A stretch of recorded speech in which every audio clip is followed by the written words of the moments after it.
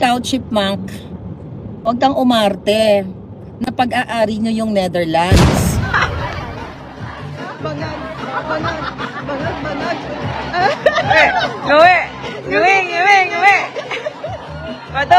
Butod!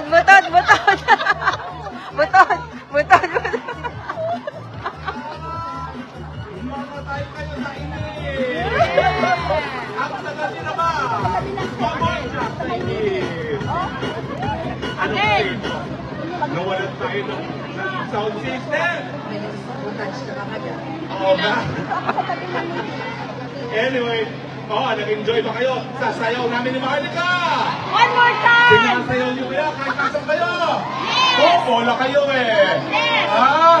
Ay, bakit mas popular pa rin yung mga Korean? One more time! Dapat bigay na Pinoy lahat! Okay. Hanggang mawala sila! Dance lang nila. Ayun na.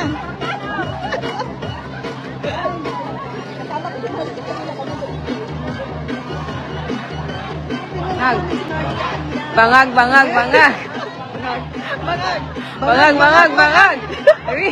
Ngiwi. Butod. Ano ba yung butod? Wala. Tignan mo si ano. Left nyo! Hindi mo kami ma-inside participation sa Netherlands! Belan!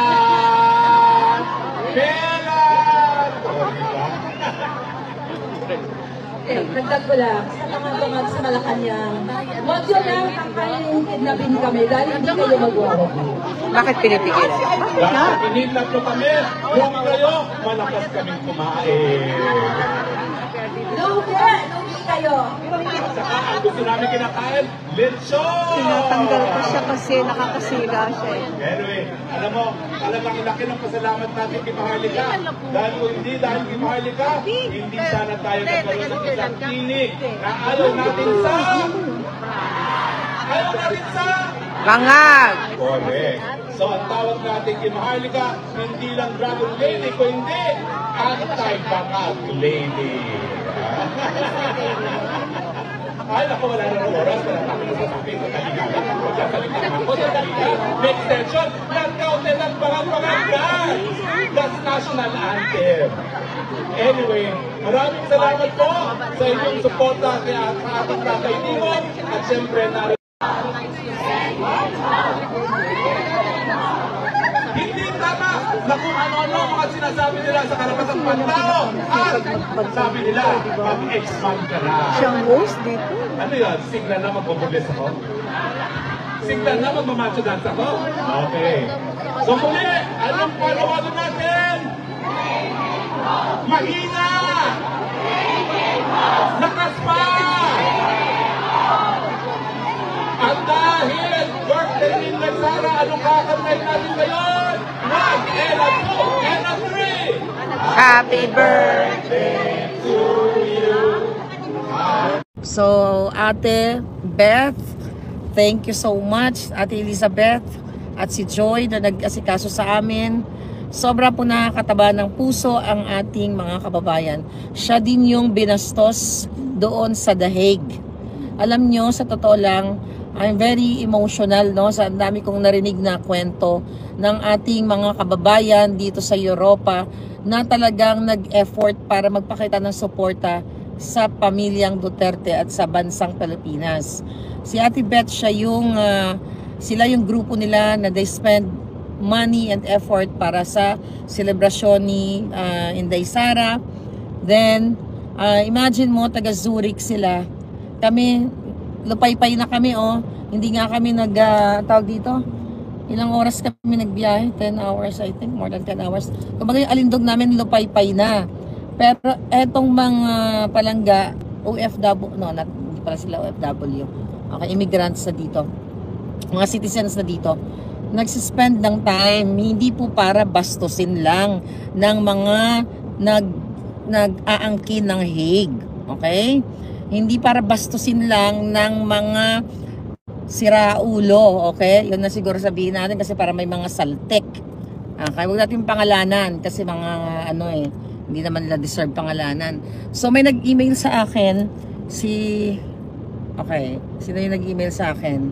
Mamaya i-share natin. Si ate, basta ang dami nag-email sa akin na, Miss Maharlika, alam nyo, pumunta po kami ng The Hague.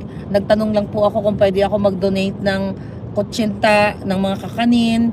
Tapos sinabihan ako ni Chipmunk na, tanga ka ba? Bawal ang donation dito. O kung ayaw mo, hindi or basta may mga ganon, bawal daw magbitbit ng ganon-ganon. Pero kung gusto mong bitbit ng kakanin, hindi magbitbit ka.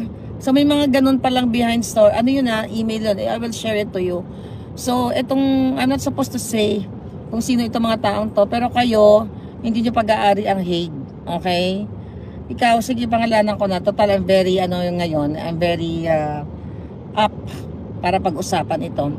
So ikaw, Chipmunk, okay? Sabi kasi sino magtawag sa kanya, si Chipmunk, huwag kang umarte na pag-aari nyo yung Netherlands. Okay? Anyway, hindi ka pa naman citizen, di ba? Estudyante ka lang dito. Hindi ko naman minamaliit. Huwag yung aangkinin ang bansang hindi inyo. Okay? Okay. Para klaro na ito, last ko na magsasalita about dito. Kasi, Chipanga. Ang laban na ito, Team Alpot versus Family. Dapat ito yung title Team Alpot versus Family. You know what I mean? Kasi mga kababayan, inaatake nila si Spoke Sari Roque. Okay? Dahil dito sa kanilang na-expose kasi yung kanilang kabaliwan. Okay? Yung kanilang kasamaang pag-uugali sa pagkakat sa amin. Ikaw, Chipmunk, huwag ka magpanggap na ikaw ay para sa bayan o para sa Duterte. Dong, Mr. Chipmunk. Okay? Kumain ka, marami ka pang sakong asin dapat. Kasi mapait asin ay maalat ka Ang kakainin mo para mapantayan mo ang nakikipaglaban sa bayan. Huwag kang mang-uokray. Diba? Hindi na dapat kita papatulan. Pero I think dapat na malaman ng taong bayan na mga sumusuporta kay Pangulong Duterte at mga binastos nyo dito sa Europa. Ito yung tinira namin at marami pa ako nare-receive na email. Wala kayong galang sa mga nakakatanda sa inyo. Akala nyo kung sino kayo dahil nabigyan kayo ng chance na maraming followers and everything. Dahil kay PRRD, hindi kayo naghirap. Okay? Wala kayong pinaghirapan, tandaan nyo yan. Na dahil kayo ay nauna dito sa The Hague. It just so happened na dito kayo nakatira. Sorry nagising ko kayo, folks. Okay. Anyway, nakakagigil kasi yung inyong mga eksena. Giniloloko nyo yung tao. Okay, para sa kaalaman ng lahat, Chipmunk, aminin mo kung sino ang may utos sa'yo. Ganito po kasi mga kababayan ang katotohanan dyan. May mga nagsisend kasi sa akin ng mga clips. Actually, wala akong time panoorin. At yung mga mahabang litanya. Pero may gusto lang akong liwanagin. Okay, ito po ang totoong storya. So, nung dumating ako sa The Hague, first, the next day, ay pumunta yan si Chipmunk sa bahay ni Spokes. Kasi si Spokes Sari Roque kasi na-advisean ko nga, nainis nga ako dahil sobrang bait siya sa mga tao, sa mga kababayan, very open, lahat ini-entertain niya.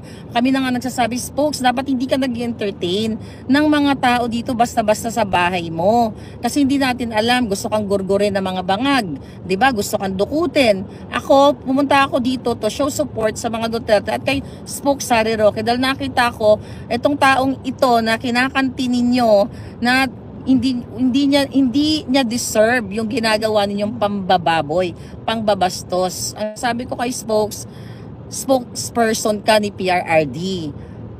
Former congressman ka.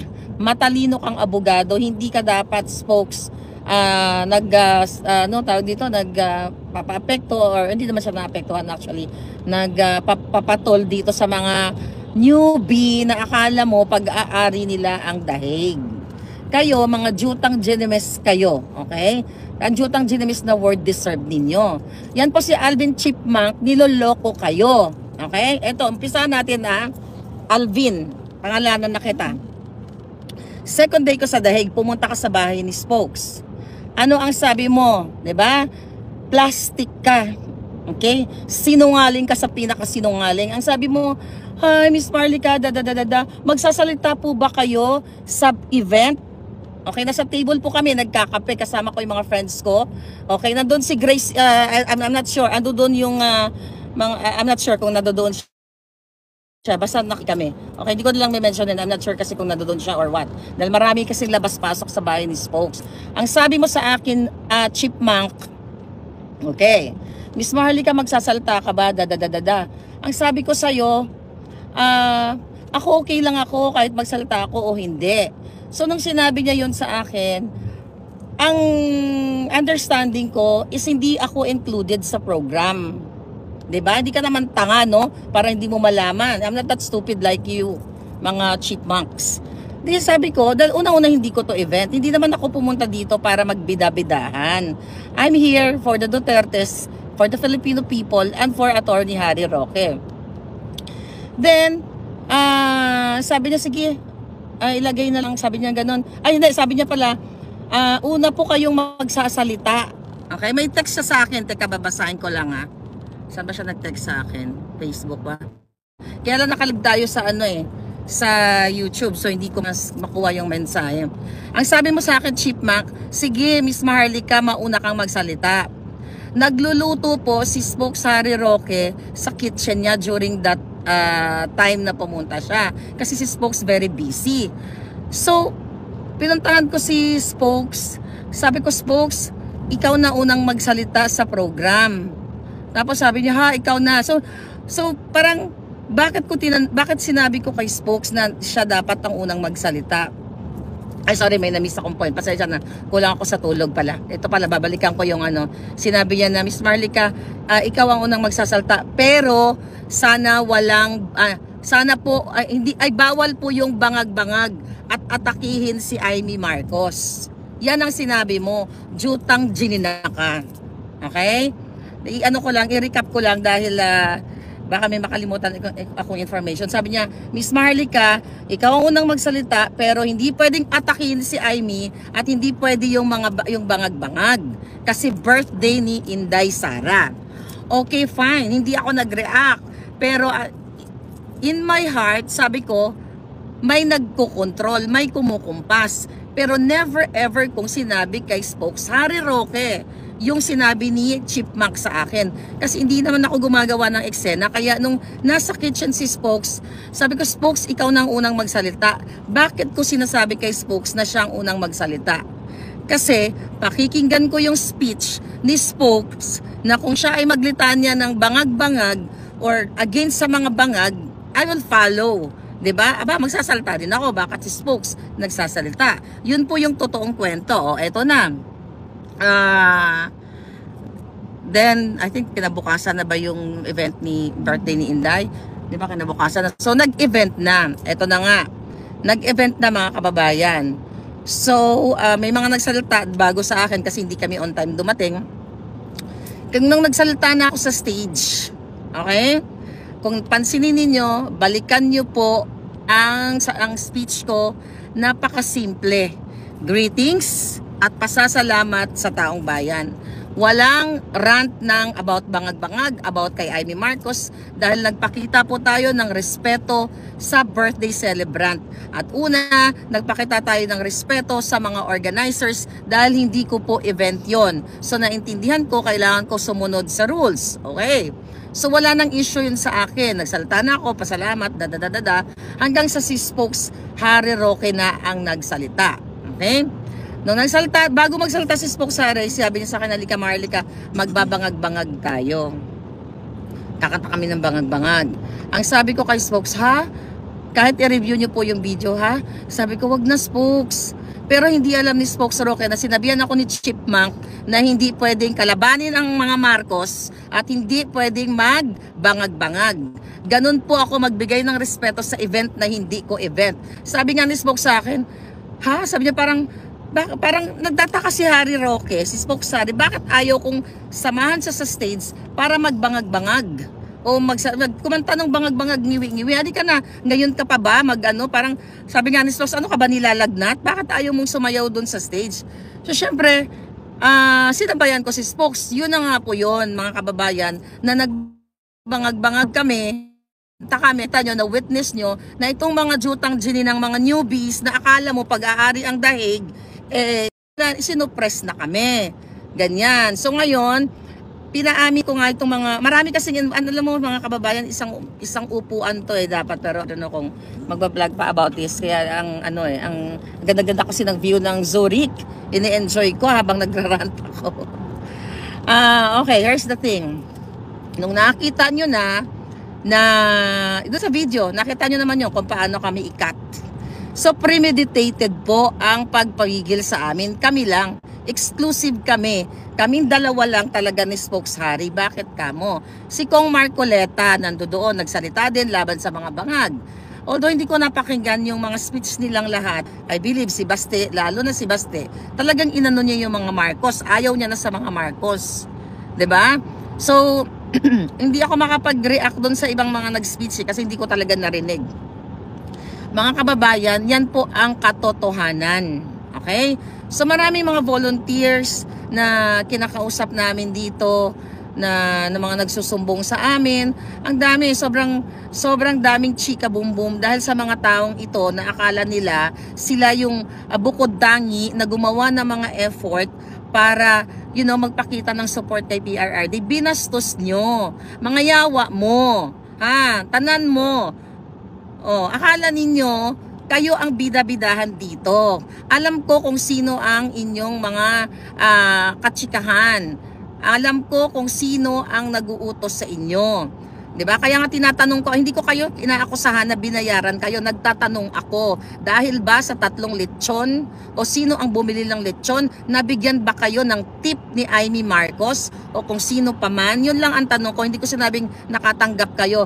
Tanungin nyo, nakatanggap ba kayo? Di kung hindi, let the people, 'di ba, decide kung maniniwala sila. Yan po, okay? Ano pa bang matatandaan ko sa mga eksena dun sa event na yon? So yan ang katotohanan. Huwag po kayong magpapaniwala sa mga kasinungalingan pa, victim effect kayo.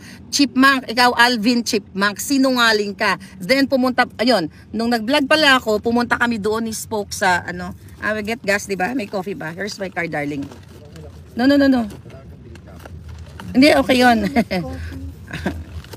Ito na. Yun palang gas. Sige, no, we'll take care of it. Don't worry about it. Okay. Pahingin kape, pampataas ng amats. Please. So, anyway, ano pa ba? So, pumunta tayo Spokes sa 30th Street, right? Yan. So, nung afternoon ng mga nag-vlog ako, I'm trying to recall yung mga nangyayari. Latte ako palangga, kung may available, oo. Yes, please. I love sugar. So, ngayon, mga kababayan, bear with me, ang lamig sa Switzerland. Dali lang. Kunin ko lang yung salamin. Palangga, halika. Palangga, magkapi kayo.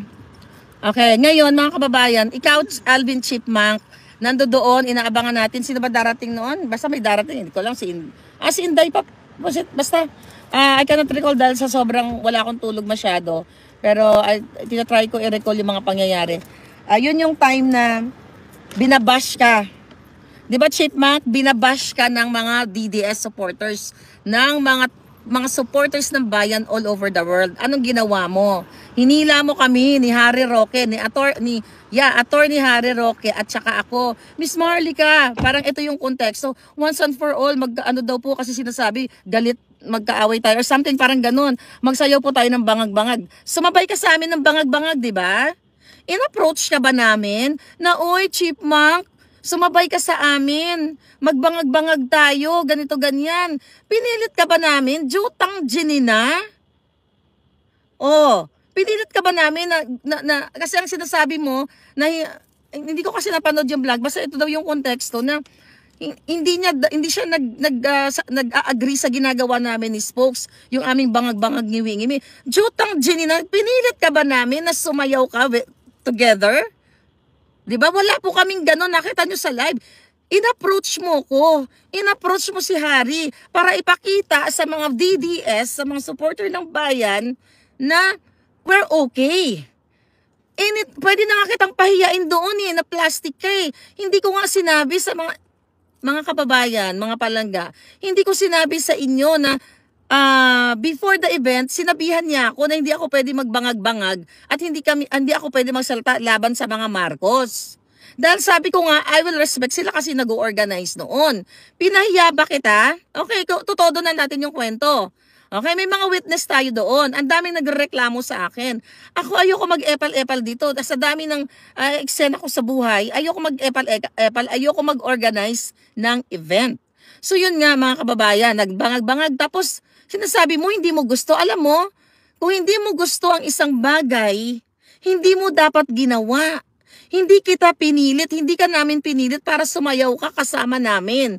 Pero ipinakita mo sa viewers mo, sa followers mo dahil takot ka ma-unfollow. Takot ka ma-unfollow ng followers ni Maharlika at ni Harry Roque. Kaya hinila mo kami, kunwari, sayaw-sayaw kang bangag-bangag for jutang ng viewers. You are for views and for followers. So stop the BS na kasinungalingan. Kaya nga ang tanong ko sa'yo, Duterte ka ba or Marcos ka ba o Bisaya ka? Okay? Dahil sa panahon ngayon, marami talagang traidor. Anong ginawa mo? Inaayos ko kayo. Nag-agree ka na makikipag-meet up ka sa ibang... Kasi prior to, nung pagdating ko dito palangga, nag-aaway-away na sila. Guys, hindi ko kilala yung mga organizers. Alam nyo, sa dami ng mga palangga na nag-approach sa akin, hindi ko po matatandaan lahat ng pangalan ninyo. So inayos namin. Pero bago ko pa ayusin sila na mag-meeting yung away-away nila, inayos na sila ni Spokes. Sabi ko, Spokes, kawawa naman. Sabi ko, nakikipaglaban tayo ng isa. Ano ba yung pinag-aawayan ng mga ito? Kasi wala akong idea sa away nila. Sabi ko, pwede ba once and for all, ayusin natin to para to kay Pangulong Duterte. Alvin, napakasinungaling mo. Pumunta ka doon, nag-meeting tayo, nagkumpul-kumpul tayo. I hope may nakakita doon. 'Di ba? Pinipilit ko kayo, ay hindi na pala pinipilit. Pinakikiusapan ko kayo na mag-ayos kayo. Mag-meeting tayo, sabi ko, Spokes, baka pwede pang dalawang meeting, mag-mediate tayo kasi hindi po pwede nag-aaway ang mga ito. Anyway, pare-pareho lang naman tayong ng pinaglalaban. So ngayon, mga kababayan, may mga papangalanan natin yung mga palangga doon. Nandun sila Jessica, ando si Makabayan nandito. Tapos yung kasama namin, ito si Makabayan, hindi ko naman siya kalala, na-meet ko lang siya doon sa sa event at magandang loob, dinadrive marami siya mga dinadrive, okay, na mga personalities, hindi lang kami. Sa mga palangga, ito yung chika. Okay, Chipmunk, wag mong lolokohin ang mga Duterte supporters at ang hindi ko lahat matanggap ang pambabastos nyo sa mga elderly, sa mga lalo na ang mga kababayan natin mga Bisaya dito sa The Hague. At itong mga palangga ko, whether they are anuman ang group nila, DDS, Maisog, kung anuman ang pangalan, they spend money, they spend their time, umaabsent sa trabaho para magpakita ng suporta kay Pangulong Duterte, hindi para sa inyo. Jutang Jenina, wag ninyong sabihin na dapat ay magpasalamat kami sa iyo. So nung meeting na po yun, balik tayo dun sa Duterte Street, nag-uusap-usap kami. Ando doon ang SMNI, nandoon ang dami doon, yung iba hindi ko naman kakalala eh. Sabi ko, ayusin na natin to. Sabi mo Chipmunk, oo nga po eh. Sabi niya kasi yung ibang grupo ganito. Sabi ko, wag nang ganun. Pag-usapan na natin. Alam ko naman, hindi naman tayo pwedeng hindi natin kailangan maging super friends o mag-BFF, 'di ba? Kailangan lang nating maging civil tayong lahat para sa kay Pangulong Duterte dahil nakakalungkot naman na nag-aaway-away kayo dito. Yan po yung ang aking suggestion. Ngayon, itong si Makabayan, nakalimutan ko na yung mga sinasabi nila. Ang dami kasi nagsasalita doon eh. Pero ito yung pinaka nagtatak. Kailangan ninyong malaman kung bakit kami nag-organize ng kalayaan para kay PRRD. Ano ang sabi mo, Chipmunk, dito sa kay ako, si Makabayan, at saka kila Jessica, at kung sino pa, Jessica lang natatandaan ko eh. Ang dami po kasi mga volunteers doon. Ano ang sabi ni Chipmunk? O di mag-organize kayo. Sabi niya, di mag-organize kayo. Sige, so parang kayo na lang mag-organize. So ang yabang mo. Kasi itong mga taong to, like itong mga nakakausap ko, hindi naman sila vloggers na matagal ng vloggers. Sila ay mga volunteers po na gusto lang nilang i-cover ang nangyayari diyan sa Netherlands, sa daig. Tapos doon ko nakita ang pagiging bastos mo, Chipmunk. Ako kasi ayoko nakakakita ng aapi ng kapwa. Bastos ka. Pero binastos ba kita sa harap ng mga supporters, sa harap ng mga nagmamahal kay PRRD? Sabi ko hindi na mag-ayos tayo, pag-usapan natin to. Okay? 'Di ba nag-agree ka, Chipmunk, na magmi-meeting tayo? Nagluto pa nga si Spokes Hindi kayo pumunta. Kasi mga duwag kayo. Ayaw nyo ng head-on na laban. Gusto nyo magkuda-kuda sa social media, magpaawa effect to get more viewers, to get more followers. Because your intention is not for fighting for the country. Kasi if your intention is for fighting for the country, buboljakin mo o hindi mo po protektahan si Bangag Jr., ang pamilya niyang adiktos at kawatan. Okay? Ngayon, pinoprotektahan nyo ang mga Marcos. Sino ang nag-utos sa'yo para sabihan ako na Miss Maharlika, hindi pwedeng atakihin si Aimee, hindi pwedeng magbangag-bangag video. Yan ang totoo. So ngayon, mga kababayan, kaya po kami nag-organize para sa June 14, nagtatalo pa nga kami ng ng date kasi hindi namin alam kung ano bang the best at yung location. Dahil na-witness ko kung paano bastusin ni Alvin Chipmunk yung mga kasama niya sa dahig. Nung sinabihan niya, sige mag-organize kayo, bakit mo sinasabi yon sa mga taong nakaharap doon na hindi nyo feel? Kasi ang dating sa akin noon, na hindi nila kayang mag-organize. Kaya inutusan mo na sige mag-organize kayo. It's like saying mag-organize kayo kung kaya ninyo. Ano ang nangyari doon? Nung time na umalis kami ng Duterte Street, ano ang sabi ko kay Spokesari? Napakayabang naman ka ako ng Chipmunk na yon. Porket yung mga nandoon na mga volunteers walang kakayahan na mag-organize. Kaya sabi ko kay Spokes, mag-organize tayo na ipakita natin sa kanila na ipag-unite natin sila, buuhin natin sila. At kasama pa rin po itong si Chipmunk at yung mga kasamahan niya dito sa hindi lang to event namin kasi this is for PRRD. Inimbita din namin sila. Kasama sila dito sa organization, pag-organize namin. At ano ang sabi ko? Lahat po dito bida. Bawat delegates, if you're from Paris, from Belgium, from Switzerland, lahat may representative. Kaya nga po open mic kami. 10 to 5 p.m. ang magiging schedule namin sa June 14, pero pina-finalize pa namin yung schedule. Do you think sa pagbakasyon ko dito, mag-organize ako para magbidabidahan ako? Hindi po ganun kadali mag-organize. Okay, we have to spend, yung group ko, we have to spend our own money kasi mag-organize kami. Ang intention ko sana, mga palangga, pagkatapos ng birthday ni Inday Sara, iikutin namin yung Europa. Yun po talaga ang plano ko. Iikot kami sa Europe, magdadrive kami, which is nangyayari na nga ngayon. Yun ang purpose ko, hindi para agawin ang street, yung Duterte Street na sinasabi ninyo. Wala po akong time pumunta araw-araw na mag-vlog katulad ninyo dyan. Na wala kayong ginagawa, na I don't know, if bakasyon nyo sa eskwelahan or whatever, hindi ko kayo aagawan na para mag-vlog. Ikaw, Alvin, nuknukan ka ng sinungaling. Sabihin mo sa taong bayan, sino ang nag-utos sa'yo na hindi ako pwedeng magsalita laban sa mga bangag. Pero nirespeto ko pa rin yung event ninyo. Sa lahat ng nakakakilala sa akin, mga kababayan, nakita nyo siguro na yung speech ko, hindi po Maharlika way yun. Yung speech ko, nakita niyo ako sa maraming event. Pero nirespeto kasi I don't know kung sino nag-uutos and everything. At binerify namin sa Office of the Vice President, hindi po harap-harapan. Kinausap na ni Spokesari, siyempre nakausap niya nga si Inday, kinausap niya ibang staff. Hindi po ang Office of the Vice President ang nag-utos para wag magsalita ng bangag-bangag. Kung si Basti nga nagsalita Yun ang katotohanan, wag mong lolokohin dahil lang sa follower or viewers. Hindi kita aagawan ng trono sa Duterte Street. Lunukin mo yung kalsada na yan. Okay? Kasi dapat hindi. Thank you.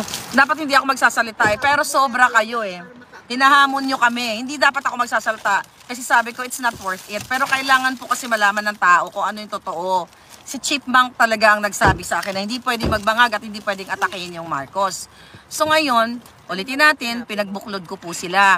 At nabuo po, kaya po kami nag-event kasi dahil nakita ko yung pambabastos Hindi lang kay Makabayan, kundi dun sa iba pa.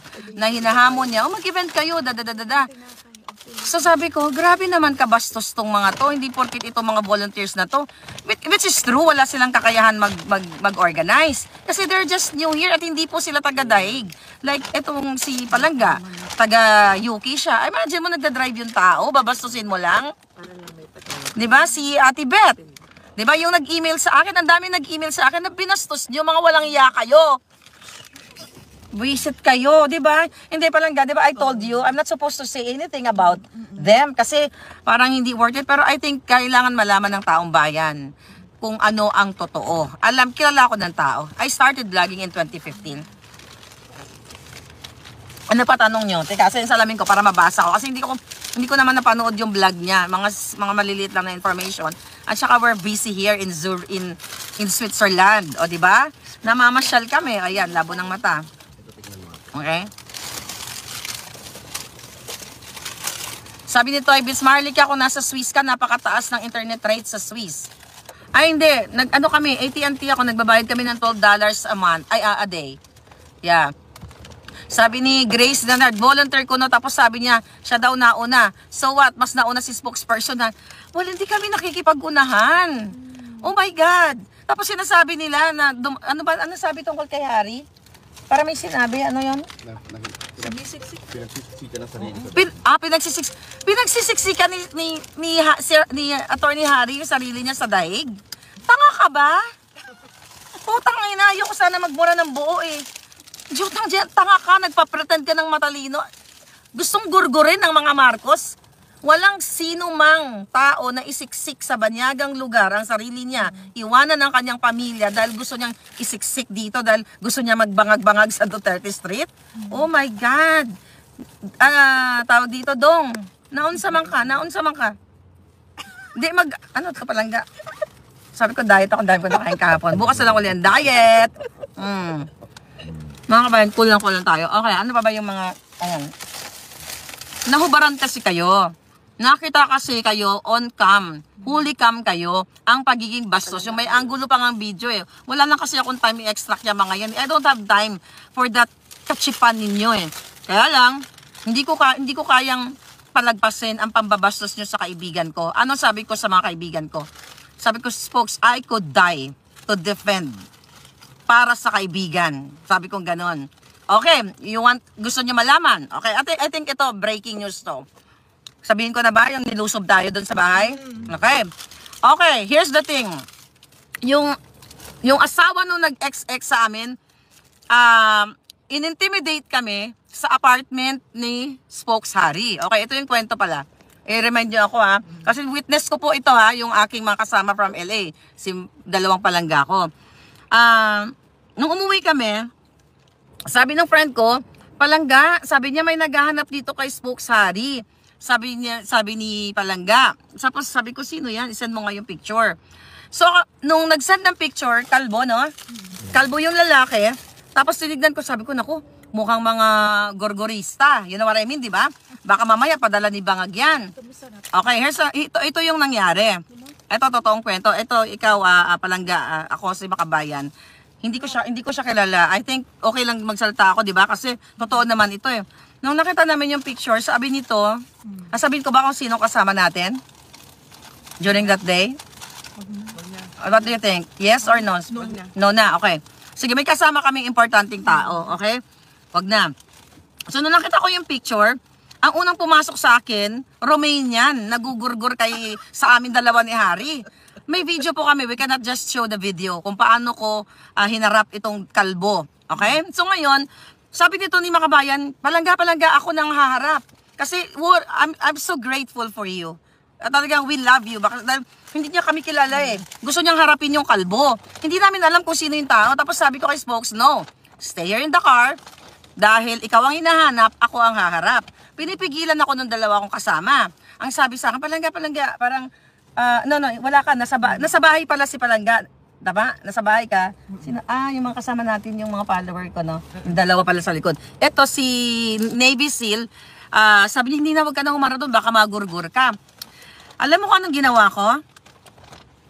Bumaba ako sa sasakyan, hinarap ko yung kalbo. Okay? Nung hinarap ko yung kalbo, sabi ko sa kanya, sino ang hinahanap mo? Hinahanap daw niya si Harry. One day, paparinig ko sa inyo yung ipaparinig ko sa inyo yung, baka yung video pwede kong takpan. I will promise to you guys. Ipaparinig ko or ayusin ko yung video. Basta, one day, wag lang ngayon, nag-i-enjoy po ako sa Switzerland. So, hinarap ko yung kalbo. Sabi ko, sino? Sabi ko, anong kailangan mo? Ang sabi niya, I'm looking for Harry Roque. Sabi ko, sino ka? Sinabi niya yung pangalan, Dan Koff. Okay? Sabi ko, are you? Sabi ko, who sent you here? Are you from what company? O, pinadala ka ba ng gobyerno? But straightforward ako talaga, palangga. Tapos sabi niya, I'm looking for Harry. Sabi ko, can you just relay the message? I'm Harry's friend. Ganyan. Sabi niya, no, it's personal. Tapos bigyan niya, may binanggit siyang pangalan. Okay? Na ate. Okay? Pangalanan na natin. Ate Jazz. Okay? Kilala daw niya si Ate Jazz. Hindi ko pa naintindihan kung sino si Ate Jazz. So, ang ginawa ko, sabi ko, sino? Basta tinatanong ko kung sino siya dahil akala ko gurgurero talaga. Nung binanggit niya ang pangalang Ate Jazz, tinawagan ko si Jazz. Okay? Sabi ko, Jazz, kilala mo bang taong ito? Dan Koff daw ang pangalan. Okay? Kailan ba nangyari yun? 2 days ago, no? 2 days ago nung umalis kami sa daig. Tapos sabi ni Jazz sa akin, Ma'am, bakit ako? Yun ang ubungad niya sa akin. Sabi ko, no, Jazz. Bini-verify ko lang kung kilala mo ang taong ito na Dan Koff. Kasi, binanggit niya yung pangalan mo. Hinahanap niya si Spokes Harry. Okay? Kasi hindi ko alam kung sinong hinaharap namin na tao. Hindi ko alam kung gugurgurin ba kami or what. Tapos nalaman namin na yung Dan Koff pala ay asawa nung XXX. Yung nag-ex sa amin. Maayos ko siyang kinausap. So, ang ginawa nitong Dan Koff na to, nung sinabi ko sa kanya na wala si Harry, wala si Harry dito, which is wala naman talaga dahil kami lang dalawa nitong bumaba sa, sa apartment. Dahil nga marami kaming mga activities Ang dami naming mga itineraries and everything. So, eto na. Umakyat kami ng apartment, yung kalbo, nandoon pa rin sa labas. Tinawagan, nagdababuzzer siya, tumatawag sa intercom. So, sinagot ko. Tapos, ang sabi niya sa akin, ano sabi niya? Kinukuha niya yung ring light. Tapos ring light at saka heater. Diba? Tama, sabi niya, kukunin daw niya yung ring light at saka heater. Hindi ko maintindihan kasi hindi ko pa pala siya nakilala during that time. Dahil, I was really confused kung sino siya. Ngayon, nung sinabi niyang ring light, heater, nagte-text ako, sinabi ko dito kay Noily, tanongin mo nga kung bakit hinahanap niya yung ring light, ano ba to, ganyan. Tapos sabi ko sa kanya, no, I cannot decide. I'm just visiting here. I cannot decide kung babalik ko ba yung ring light or what. Hindi ko alam kung saan yung ring light na yun. Mas na madami siyang mga sinasabi. Sinigawan ko siya, recorded po yon. I will show it to you. All the documents later. Sabi ko, don't intimidate us. Sabi ko ganon. Even if I'm not from here, wag mo kaming i-intimidate. Kasi intimidating harassment ang dating sa amin Putangin nyo, sabihin nyo ngayon sa taong bayan, Alvin Chipmunk at lahat ng grupo mo, bakit nyo hinaharas si Harry Roque dito? I mean, hindi ikaw, pero yung grupo nyo. Ipapakita ko sa public lahat ang kabastusan nyo. Ayoko na sanang magsalita, pero kailangan malaman ng Duterte supporters, ng Maisog supporters, ng lahat ng mga sumusuporta para sa bayan, hindi para kay Marcos Jr. At anong sinasabi mo na nagbait-baitan ako plastic kay Marcos? Spokes Harry, naririnig mo ako ngayon. Paano ko in-approach si Amy Marcos doon sa event at sa restaurant? Speak up, Spokes. Sinabi mo, walang plastikan. Kapatid mo kasi. At saka yung sister-in-law. Ayun. Ayun. At yung pinakilala ko si Distressed Mother, doon sa restaurant, ang tutod si VP Sara. Nakikinig si Inday sa amin. At sabi ko, ayan, Amy, sabi ko na gano'n. Senator, sabi ko, yan si Distressed Mother. Pinakidnap ng kapatid mo at ng sister-in-law mo, yung 2 minor de edad. Ando doon si Vice President Sara. Narinig ni Inday Sara at si Inday nag-engage. Sabi niya, oo, siya yung biktima ng ISAP. Diba, Spokes? Yeah. Na mga ISAP nando doon. Huwag mong lolokohin ng Pilipino, putang ina nyo. Huwag nyong dadaanin sa kasinungalingan. Ayoko na talaga dapat magsalita dito dahil sabi ko nga hindi worth it. Pero I think it's worth it dahil kailangan malaman ng taong bayan ng inyong mga kadyutahan. Okay?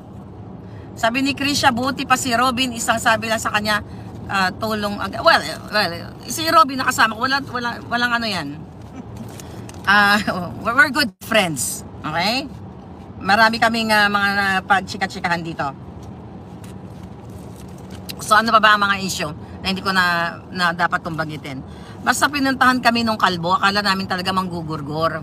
Sa totoo lang, ganun po inaharas si Spoke Sari dito, tsaka ako. Tinatakot nila ako. Sabi nga nito ni Palangga, kayo, lahat kayo dito.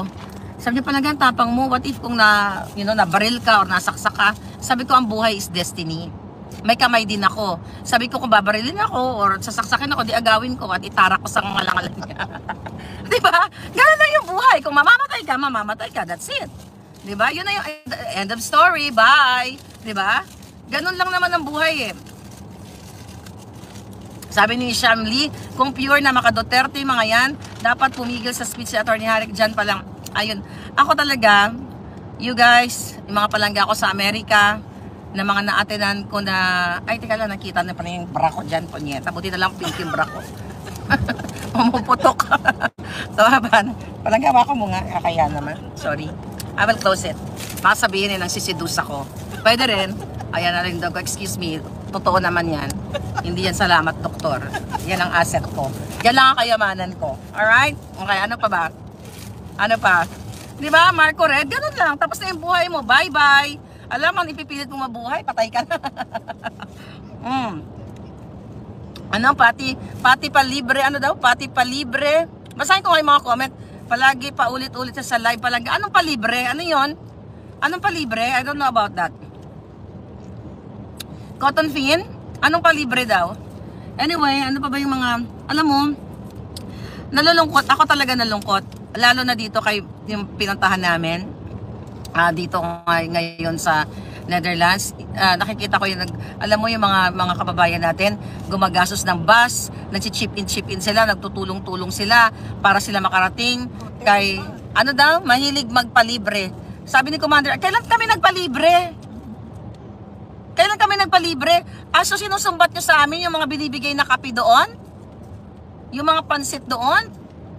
Takainan nyo. Huwag na kayo magdala ng pansit kung mga ano kayo, anong libre sinasabi? Hindi ko kasi nagsumbat. Yung mga tao nagdadala ng mga pagkain doon randomly. Eh syempre ako gusto ko makipag chika-chika sa mga palangga ko, mga Filipino, kasi this is my personality. I cannot change my personality. Sabihin ko, ay palangga, baka naman, may pansit, nakita niya mga kumain ako, may kape. Tapos yung nagtitimpla doon ng kape, anong pangalan nun? Yung lagi siya nandoon? Marivic, kababayan ko yun eh. Kababayan ko siya. I don't know, hindi naman siguro si Marivic nagsumbat sa akin. Palangga dahil binigyan ako ng kape. Noon pa, nung first day ako nasa tunnel na kami. Pasensya na kayo. Ngayon, nung mga first day pa lang kami, may mga nag-aabot sa akin, mga chocolates. Istorya natin yung chocolate. Nakwento ko na ba yun yung chocolate na binigay sa akin? Na akala na iniisip natin merong lason? Okay, I will tell you about may nagbigay sa akin chocolate pag may ilaw na. Ito yung mga naalala ko lang kasi sa dami ng kwento, ang dami mga palangga na nagme-message sa akin. Ano ba yung palibre? Gusto ko i-address yung nagpapalibre kami. Okay? Anong palibre? Okay? Ano daw? Hindi ko alam yung libre. Hindi, definitely, mga kababayan. Okay, sino bang yes, nililibre po kami. Libre nga yung tulog namin kay MJ eh. Libre nga yung tulog namin kay Ma'am Beth. Libre yung pagkain namin sa kusina, Azel's kusina. Pero in-offer yun. We can afford. Kahit kumain ako kahit kumain kami araw-araw ng lechon, everyday, we can afford. Kaya lang, mabilis ang buhay natin, matutuwa sila. Diba? Hindi kami nagpapalibre. Kayo, si Spoke Sari, ang daming invitation. Diba? Hindi siya nagpapalibre. Walang ganon. Okay, napakasipag nga nito ni Spoke, nagluluto na kung ano-ano mga ginagawa. Sabi ko, Spoke, grabe, hindi ka napapagod. Alam mo ba siya, ito gusto ko lang, ito coming from a friend. Si Spoke Sari, dating spokesperson, dating congressman, napakatalinong abogado, at hindi mo matatawaran ng credential niya. Pinagtitimpla ng kape, hindi lang ako. Yung kahit sino doon, magkape ka na, gising na kayo. Magluto siya.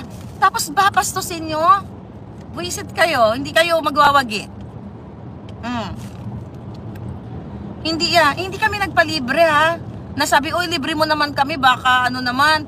bigyan mo naman kami. Wala pong ganon. Hindi ganyan ang ano daw, may sponsor daw si Attorney Harry sa hotel. Ano pinagsasabi mo? Okay? Alam nyo, dito nga, itong istorya. Ito another story. So, ito tungkol kay Ate Beth. Ito real deal to.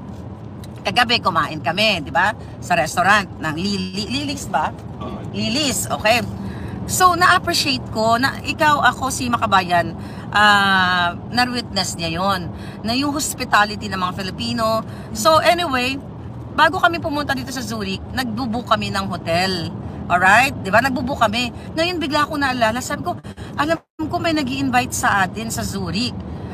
Beth ang pangalan, nag-message sa akin. Sabi ko, teka nga, hanapin ko yung message. Okay. So, nung nakita ko yung message, tinawagan ko, ay Ate Beth, sabi ko, papunta po kami ng Zurich. Ay, Marlica, sige, dito kayo sa amin. Ganyan. Excited si Ate Beth. Okay, so fast forward, kumain na nga kami kagabi. Nabusog na kami lahat. Sabi niya, Palangga kasi Bisaya, nagrent ako ng Airbnb kasi sabi niya yung husband ko, ito real story, hindi kasi pumayag na magstay kami. Kasi strangers kami. Tsaka alam ko, ang mga puti, whether ikaw ay European o Amerikano, straightforward yan na, ba't nga naman kami tutulog doon? Hindi niya kami kilala, di ba? Strangers kami. Pero kasi dahil Filipino tayo, si Ate Beth, gusto kaming i-accommodate. Sabi ko, no, Ate Beth, okay lang. Sabi niya, nag-rent kami ng 2 room doon, yung matulugan, hindi naman ganun kaganda. Pero, may matutulugan kayo at okay naman. Sabi ko, Ate, cowboy kami. Although yung madam ko dito, kaya po niya magbayad ng hotel. Kahit, wag naman masyado kumaya, kahit 10, kahit 10 room. Okay. Kahit 10 room. Yan naman yung totoo, Palangga. Diba? Ngayon sabi ko kay Ate Beth, huwag ka mag-alala, cowboy ako, ganyan, cowboy naman kami, walang problema. Ito na nga. So, akala namin doon kami matutulog sa Airbnb. So, ngayon sabi namin, sige, daan mo na lang kami sa parang 7-Eleven sa store. Kasi bibili kami ng shampoo, kundi mga toiletries ba? Hindi dumaan kami, kasama ang palad, nasaraduhan kami. Di 2 minutes late kami, sarado. Anong gagawin namin? Wala kami mga toiletries. Si Ate Beth, gustong-gusto niya kami talagang patulugin sa bahay niya. Tapos ito, spokes, ito hindi mo to nakita, nasa kotse ka. Akin na yung cellphone mo Palangga, i-demo ko lang sa kanila, magdi-demo ko. Okay, anyway, sabi yung kasama ni Ate Beth, si Joy, nakikita ko frustrated yung mukha niya, malungkot. Hindi yun to nakita yung angulo. Dahil Bisaya nga ito mga to, alam ko ang language ng Bisaya. Alam ko ang ugali ng mga kapwa ko Pilipino. So, nagaganyan-ganyan si Ate Joy. Sabi ko, Ate, ba't ka malungkot? Ayaw niya sabihin sa akin. Sabi niya, kasi Marlica, sabi niya, hindi daw nalinis yung Airbnb. So, parang ayaw kami dalhin doon. So, nag-decide kami, sabi, mag-hotel na lang kami, walang problema. Maghanap na lang kami ng hotel. Tapos, itong si Ate Beth, gustong-gusto niya kami accommodate. So, kinakausap niya yung husband niya. Tapos ngayon, nung kinausap niya, finally, nag-agree. Tapos tuwang-tuwa si Ate Beth, kasi gustong-gusto niya kami patulugin. Sabi niya, Day, kasi Bisaya nga, okay na sa kanya. Naku, kahapon, alam mo, ayaw na ayaw niya, galit na galit, nag-aaway pa kami. Sabi niya, pero okay na, happy na siya. Tapos sabi ko, okay lang ba talaga? Oh, shit, ang ganda ng view. Dali lang. Ay, hindi ko maggalaw yung ayan, ang ganda ng view. Ayan, ang ganda ng view. Okay, tuloy natin yung kwento Again, nasa Switzerland pa rin po tayo. Ang ganda, doon sa kabila, ang ganda ng, pero marami pang view mamaya. So ngayon, ako, sabi nung si Eric, kasama namin, nag-convoy kami ngayon. Sabi ko, Eric, is it okay? Are you sure? Yeah.